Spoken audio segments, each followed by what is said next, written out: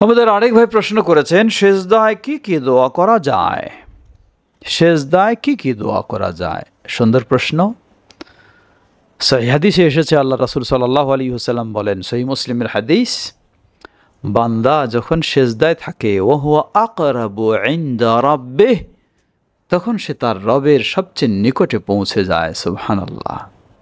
তিনি বলেন, ফাআকসিরুদ দুআ ফি সুজুদিকুম, সুতরাং তোমরা সেজদায় বেশি বেশি দোয়া করো।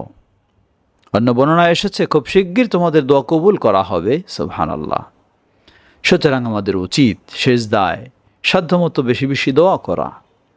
বিশেষ করে নফল সালাত যদি হয়, একা একা আপনি পড়েন, তখন আপনি দীর্ঘ করতে পারেন, সেই সেজদায় দোয়া করবেন।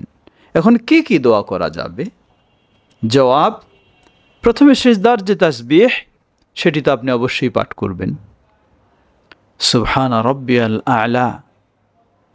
দ্বিতীয় যে দোয়াটি আল্লাহ রাসূল সাল্লাল্লাহু আলাইহি ওয়াসাল্লাম বেশি পড়তেন সূরা নাসর নাজিল হওয়ার পর, সুবহানাকা আল্লাহুম্মা ওয়া বিহামদিকা আল্লাহুম্মা ইগফিরলি, সুবহানাকা আল্লাহুম্মা রাব্বানা ওয়া বিহামদিকা আল্লাহুম্মা ইগফিরলি, সুবহানাকা আল্লাহুম্মা রাব্বানা ওয়া বিহামদিকা আল্লাহুম্মা ইগফিরলি। এখানে তাসবিহ রয়েছে, ক্ষমার দোয়াও রয়েছে, সেগুলি বেশি পড়বেন। তৃতীয়, হাদিসের যত দোয়া রয়েছে সব দোয়া আপনি সেজদায় পড়তে পারবেন। চতুর্থ, কোরআন মাজিদের যে আয়াতগুলি দোয়ার আয়াত রয়েছে, অন্য এক হাদিসে এসেছে, আল্লাহ রাসূল সাল্লাল্লাহু আলাইহি ওয়াসাল্লাম বলেন, নুহিতু আন আকরা আল কুরআনা ওয়া আনা সাজিদুন আও রাকি', রুকু এবং সেজদায় অবস্থায় আমাকে কোরআন পাঠ করা নিষেধ করা হয়েছে। তাই সেজদাতে কোরআন পাঠ করা জায়েজ নেই।